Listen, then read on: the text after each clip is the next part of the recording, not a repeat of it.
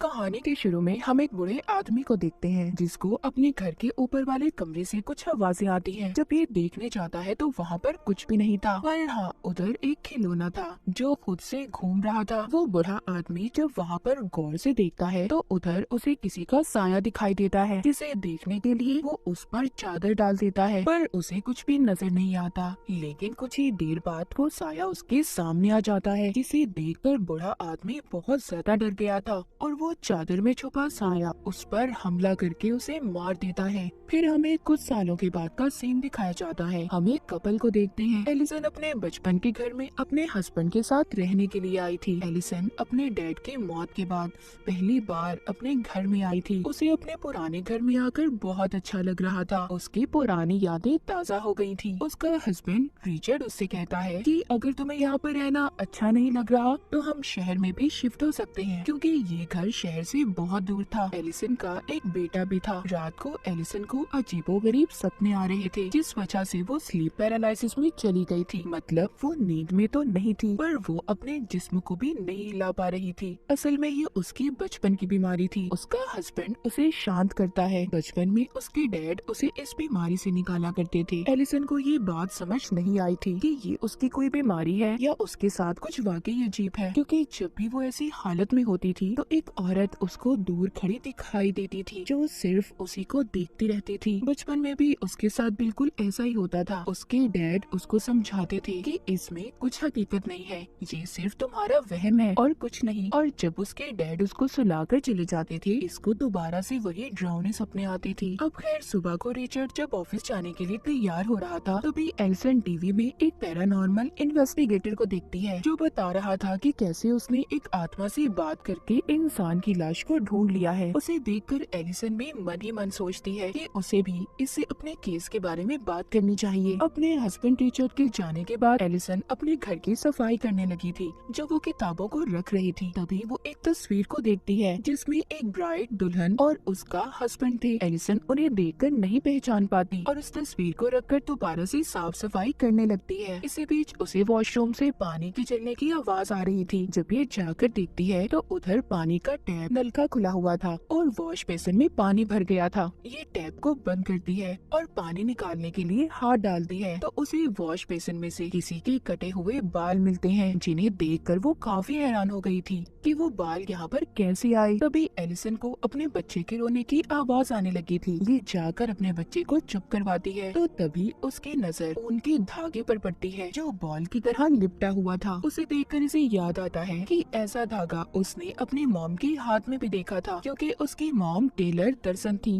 रात को एलिसन जब रिचर्ड के साथ खाना खा रही थी तो रिचर्ड बताता है कि मुझे बिजनेस के सिलसिले में कुछ दिन के लिए शहर से बाहर जाना होगा। ये सुनकर एलिसन को बिल्कुल भी अच्छा नहीं लगता। वो कहती है जरूर, तुम्हारी सेक्रेटरी भी तुम्हारे साथ जा रही होगी, क्योंकि पहले एलिसन का हस्बैंड अपनी सेक्रेटरी को पसंद करता था। एलिसन उसको मना करती है कि तुम मुझे ऐसे अकेले छोड़कर जाओगे, जिस पर वो कहता है बात समझने की कोशिश करो एलिसन, अगर मैं नहीं गया मुझे जॉब से निकाल दिया जाएगा। पर एलिसन को गुस्सा था कि रिचर्ड अपनी सेक्रेटरी के साथ जा रहा है, जिस पर रिचर्ड उससे कहता है कि वो उसकी जॉब है, तुम समझने की कोशिश करो, मैं सिर्फ तुमसे प्यार करता हूँ, मुझ पर ऐसे शक मत करो। एलिसन अब बिना कुछ कहे ही अपने कमरे में चली जाती है। तभी उसे अपने सामने घूमता हुआ खिलौना दिखाई देता है। उसको देखकर एलिसन को अपने बचपन की याद आ गई थी। ठीक ऐसे ही बचपन में ये इसके सामने आ गया था। जब इसने इस खिलौने का पीछा किया तो इसकी मॉम ने इसे स्टोर रूम में बंद कर दिया। जब सुबह हुई तो इसके डैड ने इसे बाहर निकाला था। एलिसन जख्मी हालत में बाहर निकली थी। इसके बाद इसके डैड ने ये फैसला किया था कि वो इसे किसी दूसरी फैमिली को दे देंगे, क्योंकि एलिसन अपने ही घर में महफूज नहीं थी। पर उस वक्त एलिसन ने अपने घर में एक प्रीस्ट को भी देखा था जो कमरे में बैठा मंत्र पढ़ रहा था। तब से एलिसन बाहर रहने लगी थी और अब बहुत सालों बाद ये अपने पुराने घर में आई थी।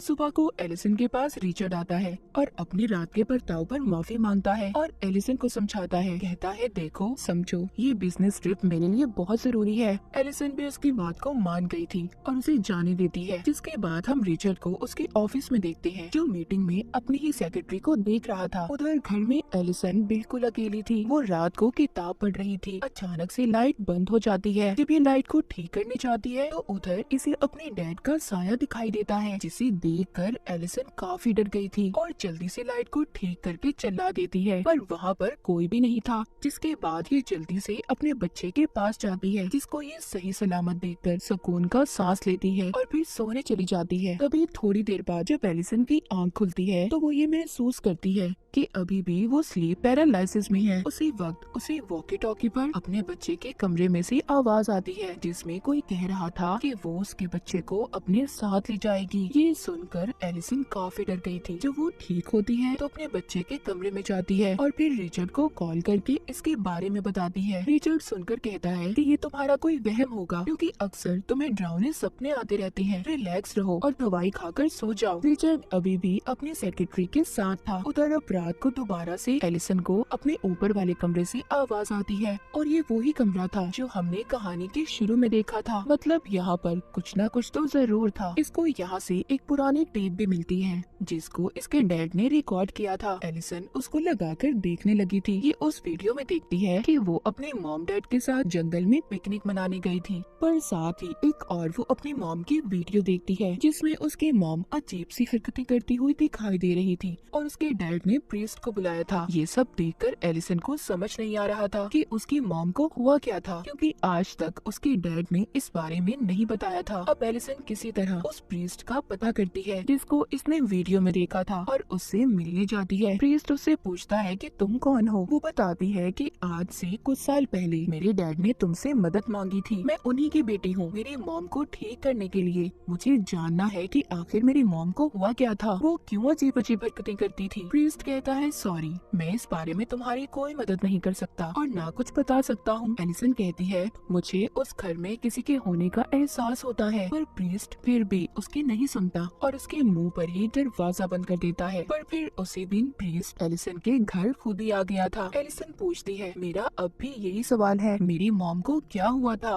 प्रीस्ट बताता है तुम्हारी मॉम पर किसी बुरी आत्मा का असर था। उसने तुम्हारी मॉम को अपने काबू में कर लिया था और तुम्हारे डैड ने तुम्हें दूसरी फैमिली को इसलिए दिया था, वो तुम्हें महफूज रखना चाहते थे। तुम्हारी मॉम के अंदर जो आत्मा थी वो बहुत खतरनाक थी। उस पर कोई भी मंत्र असर नहीं कर रहा था, इसीलिए उनका गला काट कर हमें तुम्हारी मॉम को मारना पड़ा। इसके बाद तुम्हारे डैड को लगा कि वो आत्मा चली गई है और वो इसी घर में मौजूद थी। ये सुनकर एलिसन डर जाती है। वो प्रीस्ट को बताती है कि जब मैं स्लीप पैरालिसिस में होती हूँ तो मुझे कोई नजर आता है। वो प्रीस्ट कहता है ये तुम्हारा कोई वहम नहीं है, बल्कि ये हकीकत है, क्योंकि वही आत्मा अभी भी यहाँ पर मौजूद है जो इस घर से जाना नहीं चाहती। एलिसन पूछती है आखिर उस आत्मा को हमसे चाहिए क्या। प्रीस्ट बताता है कि तुम्हारे नाना की शादी के फौरन बाद ही उनकी वाइफ गायब हो गई थी। फिर उन्होंने दूसरी शादी कर ली जिससे उनके पास 2 बच्चे थे, पर उनमें से सिर्फ तुम्हारी मॉम ही बची थी। जो दूसरी उनकी बहन थी यानी कि तुम्हारी आंटी, उनको वो आत्मा अपने साथ ले गई और वो आत्मा कोई और नहीं बल्कि तुम्हारी पहली नानी है जो अपने बच्चे को लेने आती है।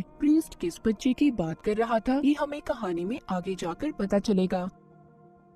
एलिसन को तभी प्रीस्ट के पीछे वही आत्मा नजर आती है जिससे वो डर कर उठ जाती है। वो प्रीस्ट से पूछती है इस आत्मा को यहाँ से कैसे बाहर निकाला जा सकता है। वो बताता है कि इसके लिए उसकी सभी चीजें जो उससे जुड़ी हुई हैं, हमें उन्हें जलाना होगा। तभी वहाँ पर रिचर्ड भी आ गया था जो इन दोनों की बातों को सुन लेता है और उसे बेहद गुस्सा आता है। वो प्रीस्ट को जाने का कहता है क्योंकि रिचर्ड इन सब बातों पर यकीन नहीं करता था। उसे लग रहा था कि प्रीस्ट एलिसन को झूठी बातों में फंसा रहा है। इसके बाद प्रीस्ट उसके घर से चला गया था। तभी रास्ते में अचानक से उसकी गाड़ी बंद हो जाती है और उसके सामने वही आत्मा आ जाती है जो ब्राइड बनी हुई थी। ये वही ब्राइड दुल्हन थी जिसकी तस्वीर एलिसन ने भी देखी थी। असल में वो यहाँ पर आकर प्रीस्ट को डराना चाहती थी। तभी प्रीस्ट दुआ करता है और मंत्र बोलने लगता है, जिस दौरान उसकी गाड़ी का दरवाजा खुलता है। उसे वो फौरन बंद करता है मगर फिर से वो दरवाजा खुल गया था। अब प्रीस्ट काफी ज्यादा डर गया था, लेकिन तभी अचानक से वो आत्मा उस पर हमला करके उसे मार देती है। उधर एलिसन अपने कमरे में अब अपने बच्चे को भी ले आई थी। उसे तभी नीचे से आवाज आती है। ये प्रीस्ट को जाता हुआ देखती है। अजीब था ना, प्रीस्ट तो मर गया था, तो फिर ये कौन था। जब एलिसन उसके पीछे जाती है तो वहीं वो आत्मा उसे नजर आती है और उसे अपने साथ ले जाने लगी थी। इस दौरान रिचर्ड जब उसके पास आता है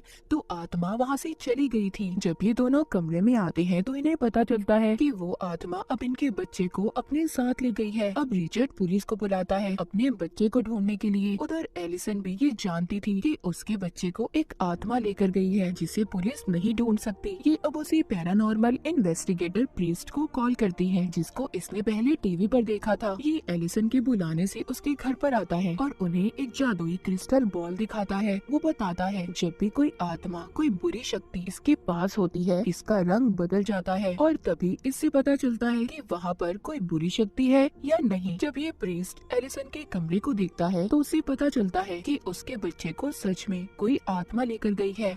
ये एलिसन को कहता है कि अगर तुम अपने बच्चे को वापस लाना चाहती हो तो तुम्हें उस आत्मा की दुनिया में जाना होगा, जिसके लिए एलिसन मान गई थी। रात को ही एलिसन के कमरे में मोमबत्तियां जलाकर अपना जादू शुरू करता है। जब प्रीस्ट आंखें खोलता है तो खुद को दूसरी दुनिया में पाता है जहाँ पर इसको वही आत्मा दिखाई देती है। उसके हाथ में एलिसन का बच्चा था। प्रीस्ट उस आत्मा से कहता है, देखो इस बच्चे को अगर तुमने वापस ना किया तो अच्छा नहीं होगा। पर अचानक से आत्मा गायब हो गई थी और प्रीस्ट दीवार पर एक शैतानी निशान को देखता है। असल दुनिया में प्रीस्ट आकर बताता है वो आत्मा तुम्हारी पहली नानी है जो डेमंस की पूजा किया करती थी। इसलिए एक दिन डेमन ने अपनी दुनिया से आकर उन्हें अपने काबू में कर लिया और जब ये बात तुम्हारे नाना को पता चली तो उन्होंने इसी घर में अपनी बीवी को जिंदा दफन करके मार दिया, जिस बात का बदला उनकी बीवी और वो डेमन मिलकर ले रहे हैं। जैसे वो पहले तुम्हारी मॉम की बहन को उठाकर ले गए थे, बिल्कुल ऐसे ही वो तुम्हारे बच्चे को उठाकर ले गए हैं। एलिसन कहती है कि आखिर वो बच्चों को क्यों ले जाती है। प्रीस्ट बताता है कि जब तुम्हारे नाना ने अपनी बीवी को जिंदा दफनाया तो वो माँ बनने वाली थी और इसी बात का बदला वो इस फैमिली के बच्चों को उठाकर पूरा कर रही है। रिचर्ड भी सभी बातें सुनकर परेशान हो गया था। वो प्रीस्ट से पूछता है अब हमें क्या करना होगा, हम अपने बच्चे को कैसे वापस ला सकते हैं। प्रीस्ट कहता है उस आत्मा की दुनिया में जाकर उससे लड़कर, और एलिसन ही इस काम को कर सकती है क्योंकि एक माँ की ताकत ही अपने बच्चे को बचा सकती है। ये कमरे में अब एलिसन को लिटा देते हैं और उसे लंबे लंबे सांस लेने का कहते हैं। ऐसा करते ही एलिसन दूसरी दुनिया में पहुंच गई थी जहाँ पर खुद वो एक बॉक्स में बंद पाती है, पर जैसे तैसे वो यहाँ से बाहर आकर अपने बचपन के कमरे में पहुँच गई थी जहाँ पर ये टीवी देख रही थी। वहीं पर इसकी मॉम इसके पास आती है और इसको दिलासा देकर कहती है सब ठीक हो जाएगा। एलिसन जब ये कहती है कि मैं जानती हूँ ये हकीकत नहीं है, तभी जो इसकी मॉम थी वो असल रूप में आकर उसका गला दबाने लगती है। उधर जो प्रीस्ट था वो रिचर्ड से अपना बैग लाने का कहता है ताकि ये सही वक्त पर एलिसन को उस दुनिया से बाहर निकाल पाए।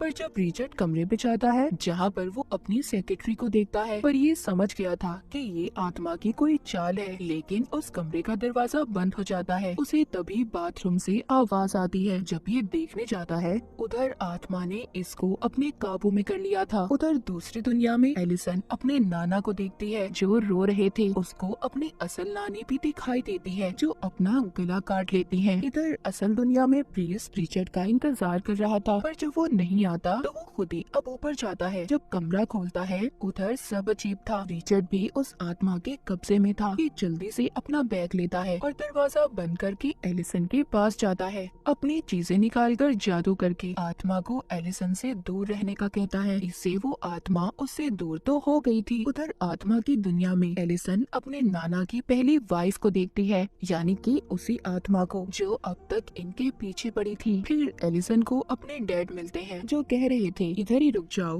पर एलिसन कहती है नहीं, मैं यहाँ पर सिर्फ अपने बेटे को लेने आई हूँ। उसके डैडी इसको आगे का रास्ता बताते हैं और कहते हैं अपना ख्याल रखना। जब ये आगे जाती है तो अपने नाना को देखती है जो अपनी वाइफ को ले जा रहे थे और कब्र खोदकर उसे दफना देते हैं। इसकी नानी कह रही थी कि मैं माँ बनने वाली हूँ, मुझे मत मारो, पर वो उसको दफना देते हैं। जब एलिसन ये देखती है तो सोचती है उसका बच्चा उसे यहीं पर मिलेगा। जब ये कब्र खोदती है तो इसे अपना बच्चा मिल गया था। ये अब उसको असल दुनिया में ले जाने की कोशिश कर रही थी। यहाँ पर जब वो असल दुनिया में जाने वाली थी तभी वो आत्मा उसको पकड़ लेती है और अगले ही पल हम देख पाते हैं एलिसन अब अपनी दुनिया में वापस आ गई थी। एलिसन अपनी आंखें खोलते ही कहती है क्या मैं अपने बच्चे को ले आई? प्रीस्ट कहता है नहीं, पर तुमने अच्छी कोशिश की थी। तभी ये बच्चे की आवाज को सुनते हैं। जब ये जाकर देखते हैं तो रिचर्ड अपने बच्चे को खिला रहा था। प्रीस्ट ये देखकर खुश हो गया था। था कि एलिसन की फैमिली अब पूरी हो चुकी है। कुछ वक्त के बाद दिखाया जाता है कि प्रीस्ट फिर से एलिसन की फैमिली से मिलने आया था। रिचर्ड उसको बताता है कि वो दूसरी जगह पर शिफ्ट हो रहे हैं क्योंकि वो दोबारा से अपनी वाइफ और बच्चे को मुसीबत में नहीं डाल सकता। प्रीस्ट घर के अंदर आकर एलिसन के बच्चे को देखता है पर उसे एलिसन कहीं पर भी नजर नहीं आ रही थी। प्रीस्ट को फिर से किसी के होने का एहसास होता है। वो वही क्रिस्टल बॉल एलिसन के बच्चे को खेलने के लिए देता है। तभी उस बॉल का रंग स्याह हो गया था। प्रीस्ट समझ गया था कि इस घर में बहुत ही खतरनाक ताकत है। तभी एलिसन उधर आती है और प्रीस्ट को कहती है वेलकम है तुम्हारा। उस पर हमला करके उसे मार देती है। जिसके बाद जब रिचर्ड घर में आता है तो वो प्रीस्ट की लाश को देखता है। उसे अपने बेसमेंट से आवाजें भी आ रही थी। जब ये वहाँ पर जाकर देखता है तो डीमन के हाथ में उसका बच्चा था और एलिसन पीछे से आकर इस पर हमला करके इसे मार देती है। असल में उस आत्मा ने एलिसन पर अपना कंट्रोल कब्जा कर लिया था और कोई भी इस घर से ना जा पाए, इसीलिए एलिसन के अंदर आकर सबको मार रही थी। अब आगे एलिसन और उसके बच्चे के साथ ये डेड ब्राइड क्या करेगी और इसी सस्पेंस के साथ ये कहानी यहीं पर खत्म हो जाती है।